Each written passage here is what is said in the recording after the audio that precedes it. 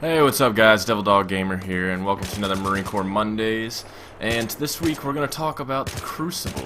I've had a few people ask me, hey, why don't you talk about the Crucible? So, it is the highlighting moment of your recruit training, so probably important for me to talk about. The Crucible is the last test you have. It is the final phase of boot camp, and it consists of a 54-hour, non-stop fucking operation. It is insane. It was probably one of the crazier things I've done in training other than Mojave Viper and fucking Stu Seagal. But fucking, it is crazy. It pretty much puts everything you've learned in the Marines, to the test. It's pretty much filled with obstacles, fucking obstacle courses, fucking, tests that you have to pass, taking 2 boards and trying to get, 4 dudes across all this crazy shit. It's craziness. It is just legit craziness. Now, when I did it at Paris Island, it pretty much was on that old abandoned World War II airfield, and they had everything set up. And there's pretty much, obstacle courses, A courses all over the place, little tests you have to do, and you're pretty much non-stop moving. Non-stop moving. You're constantly moving. Go to one course to another, you get a time limit, you don't finish it, you move on to the next one. And they take you around. I mean, even if the courses are directly next to each other, they go ahead and walk you like, fucking 2 miles that way, and then you come back and all this crazy shit. They only give you 3 MREs. It's 54 hours, and you only get 4 hours of sleep. Well, about the sleep thing. I only went to sleep once in that entire thing, and it was for the full 4 hours. But what they did is, it was the first day, nighttime hit, and I don't know how I saw this guy. Craziness. I put it on burst like you guys told me to, so be thankful. I love it. I love the AN-94. So it was the end of the first night. They gathered us all up. They have this big, tall, fucking... It's kind of, I don't know, I would say it's a metal sheet roofing. So we got all our fucking, our shit together, laid out. And it takes you forever to get ready to go to sleep. It's retarded. And finally they say, okay, go to sleep. I lay down, and I swear to God, I was only asleep for 5 minutes. And all of a sudden they're kicking us to get up. It was that quick. It was just like a split second.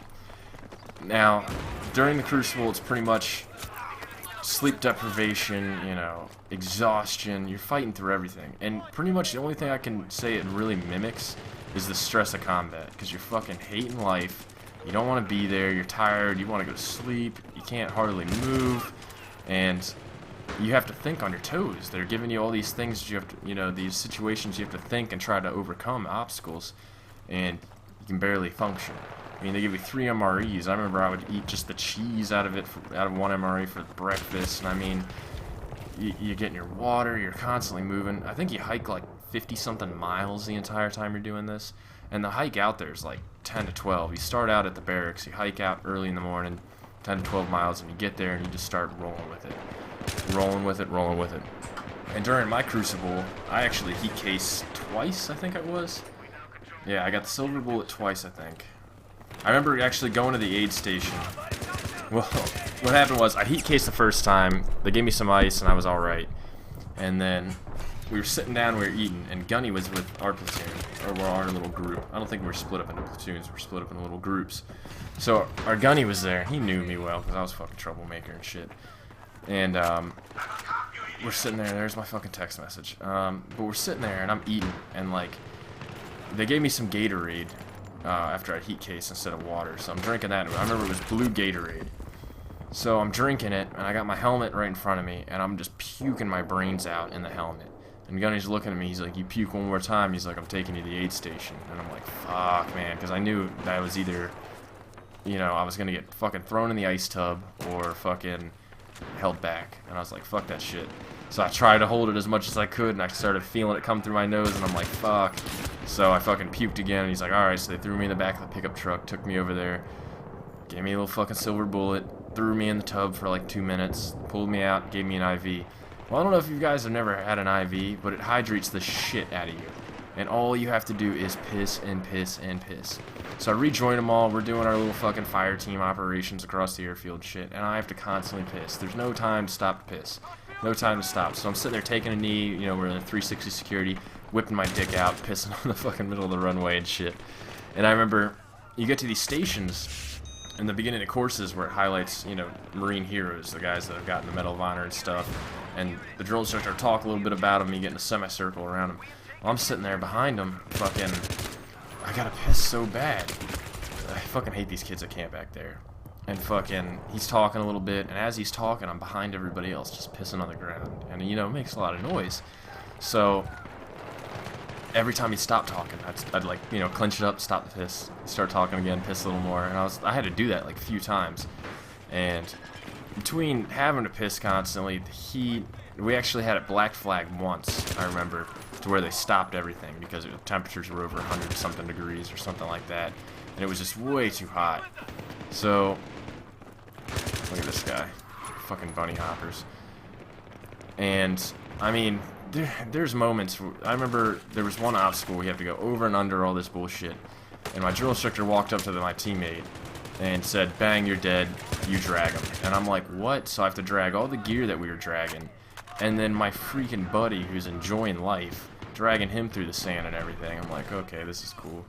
And I mean, it's pretty much that. You go from one thing where you're giving it everything you have just to complete it, and you just start hiking out to the next one. You get there, and then you have to give everything you have again, and then again, and then again, to the point, I mean, you couldn't even move after this. The only cool part was the lunch afterwards. They let you eat everything. It was retarded.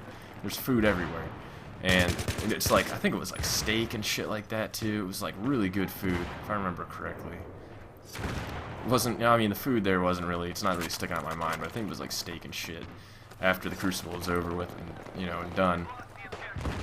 But, I mean, there's some crazy, crazy stuff. And I remember, I guess there was like a really bad storm the day before we did the Crucible. And I remember a lot of these obstacles where you go over the under the cargo nets and everything were just completely filled with water. So you go under the cargo net and you're underwater going through it, and you have to like kind of push up a little bit. And same with the Constantino wire, they have that set up where you got to use your rifle to push up, let your buddies go through, and it's just filled with water, and you're keeping your head above and you're pushing it as high as you can, because you know if you didn't push the Constantino wire up, nobody will get up for air. It's crazy. They let you do this stuff. They don't stop it.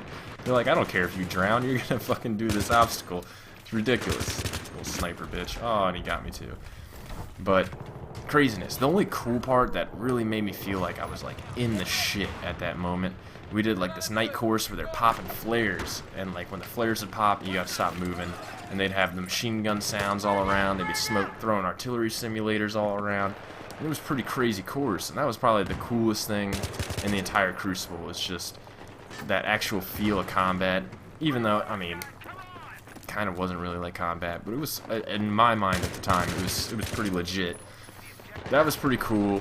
And I mean, your drill instructors really weren't on your ass too much during the Crucible. I mean, yeah, they were messing with you, but I mean, they were probably just as tired as you and everything. But I mean, the Crucible is no joke. It is no joke. We had people with heat casing. Yeah, I shot my teammate. At least I revived him. Amazing. But it's seriously no joke. It was pretty hard. I mean, we had people heat casing on the hump out there, and you know, that's the beginning of the 54 hours. I don't even think they count the hump out there as the 54 hours. It's probably the first fucking 2 hours out there.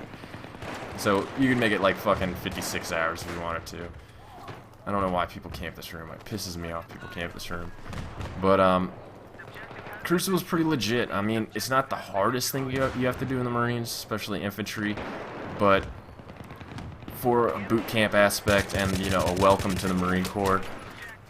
Oh, sorry, y'all. It's like fucking 2 a.m. right now.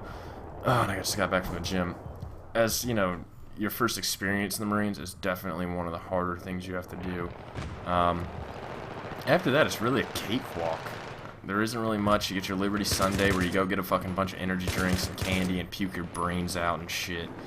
And, you know, get to call home and shit. I said fuck that. I was just, you know, I didn't really care about calling home. I just wanted to get the candy and shit. But, then you get your graduation. The graduation ceremony, the practice for it is fucking legit bullshit. They fucking rehearse like fucking crazy. You're standing at attention forever, and you go through the motions like, oh, fuck, I'm tired, man. I keep fucking yawning. Fucking hell. I gotta start doing these earlier in the day. But you're standing in formation forever, and it's so crazy.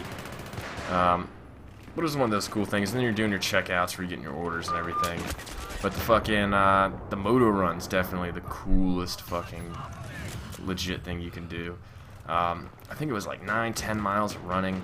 It doesn't even feel like it. I mean, it was probably the easiest time I've ever had running in the Marine Corps, because it's like your streets are lined with your family and everybody, and there's just people everywhere. And then as you go by the different commands and the different battalions, they send off a runner to fucking ring the bell.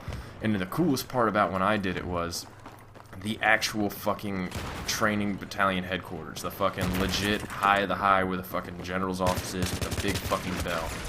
It's you can't miss it when you're there. It's like the best building, you know, with all the fucking brasses and everything. It's like, you know, the top of the top. My fucking drill instructor fucking called me out to go ring that fucking bell, and I was like, the greatest day of my life. I was like, dude, been on this island for like 6 fucking months, and I get to ring this goddamn bell. And it was a bigger bell than everything else, so I just grabbed it and fucking just tore the shit out of that bell. I was like, hell yeah, this is my moment. So, that was fucking cool. Look at all these dudes. I think there's one more. Nope. And get killed. But definitely, I mean, the Crucible was a lot of fun, though. Looking back on it, it was hard as fuck. It definitely, you know, I just wanted to sleep forever after it, and it really pushed me to my limit. But it kind of showed me that I wasn't a quitter, that I don't give up easily, and I accept a challenge. And it really helped me. I mean, to put you in that mindset, I mean, I wasn't in that mindset at all during boot camp. But after the Crucible, anything that fucking the Marines threw at me after that, I fucking chewed it up and spit it out. I mean, everything. You could tell me to run 20 miles, and I wouldn't stop. Even if it fucking broke my goddamn leg, I wouldn't stop. And it's, you know, that's what I really think it's about. Showing you what your limit is, and how you can go past what you thought your body could fucking never do. And show that you're not a quitter. I mean, you can't just stop and say, I quit. You fucking push through it. You're not the only one that's fucking, you know, out there. You got your whole team that's relying on you and everything to get shit done. And it just shows you the teamwork, and, you know, with the teamwork and yourself, you're the fucking sky's the limit. You can do anything that you want to do. But this is wrapping up. I got some fucking pretty crazy videos coming up this week. You guys should check them out. Make sure you stay tuned. Make sure you check me out on Facebook. Follow me on Twitter. Make sure you give this shit a like. Alright guys, talk to you later. Peace.